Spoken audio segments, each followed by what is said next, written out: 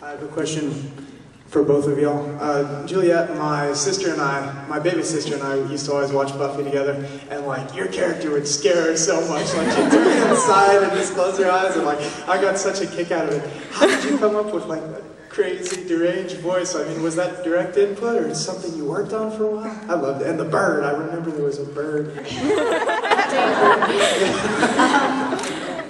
The dialect I actually worked off of a friend of mine who's from an area that I thought would be right in terms of first getting the sort of sound that I thought was right for Drew. I remember when I first met with Joss, I went in and thought it was going to be an audition, but I met with Joss, Gail Berman, David Greenwald, and Marcia Schulman, who was head of casting at Fox. And when I got there, they said, oh, no, they don't want you to read, they just want to have a meeting. Joss saw you in Tim Burton's movie, Ed Wood, and another movie I'd done with Whoopi Goldberg, and they just want to have this meeting. And so I went in and we talked, and we had the most incredible creative meeting where we were just bouncing ideas, and he was saying, I would like the character to be English, but I'm not sure, it would depend if we can find an actor who can do it. And I was like, oh no, she has to be English. And I sort of did a little bit of Drew, what I thought she should do in the room. I think I wafted up to the ceiling and started talking to myself or something.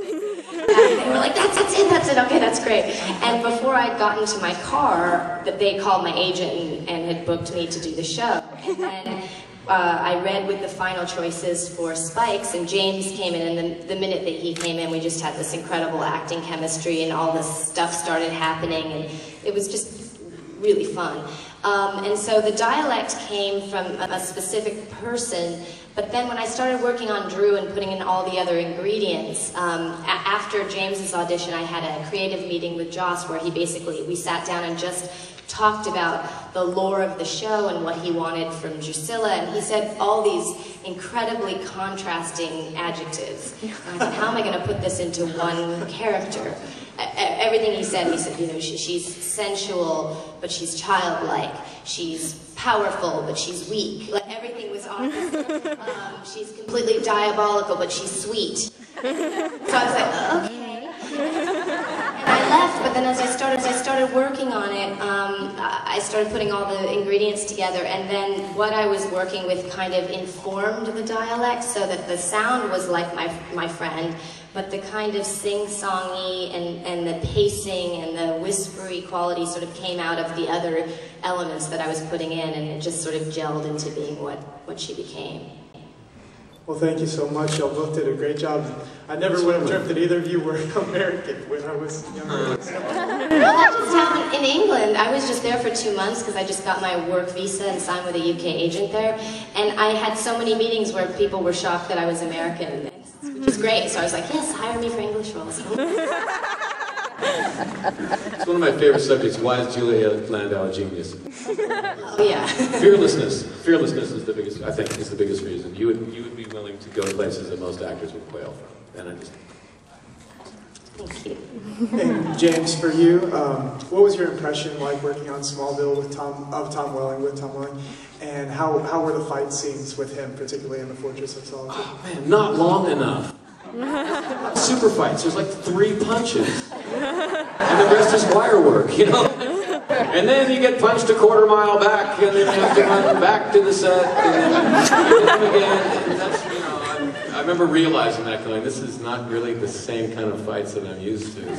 It's a lot of reactions to getting punched, you know? But Tom Welling is fabulous. I like to freak people out in line and go, you know, by the way, Tom Welling is a jerk.